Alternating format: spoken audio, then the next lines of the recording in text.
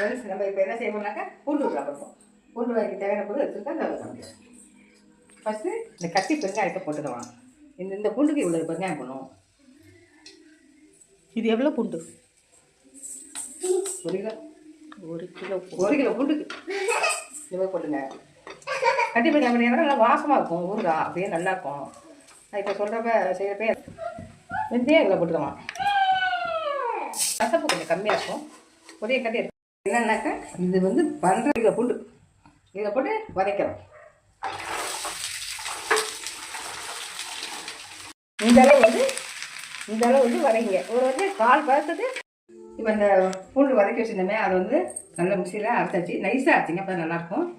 அப்புறம் வெந்தயமும் பெருங்காயமும் தூள் நுணுக்கி வச்சுருக்கேன். இதுக்கு வந்து 1 கிலோவுக்கு வந்து 6 பழம் ஊற்றிக்கலாம். லெமன் புளிஞ்சு வச்சுருக்கேன். அதுக்கு தேவையானது மிளகாத்தூள் போட்டுக்கலாம், உப்பு தூள், வெல்லம் போடணும். எல்லாம் ஒன்றா காமிக்கும். இப்போ நல்லெண்ணெய் ஊற்றிக்கலாம். கொஞ்சம் நிறையா தான் பிடிக்கும், ஊற்றிங்க. இதுக்கு மட்டும் போட்டுக்கலாம்.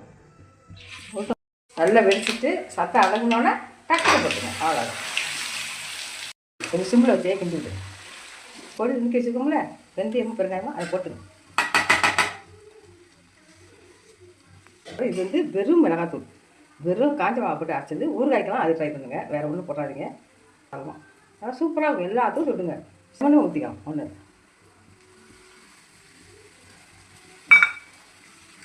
ஊற்றி நல்லா கிண்டிங்க.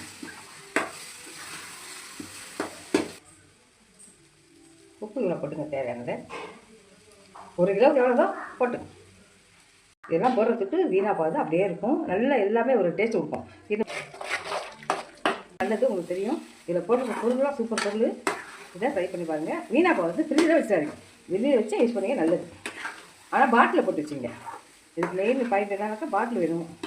உங்களுக்கு 1/4 கிலோ போட்டுங்க. உங்களுக்கு எவ்வளோ தேவையோ போட்டுங்க. நாங்கள் 1 கிலோ போட்டு செஞ்சுருக்கோம். என்ன காட்டு? என்ன பண்ணிட்டு வந்த? என்ன பண்ணிட்டு வந்த? இங்கே வா. நீ என்ன பண்ணன்னு காட்டுவா.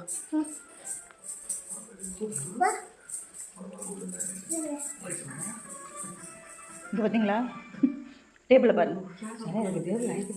நாங்கள் பூண்டு ஊறுகாய் பண்ணால் இந்த பிள்ளை என்ன வேலை பண்ணி வச்சுருக்குன்னு பாருங்கள். பாருங்க, இங்கே பாருங்க.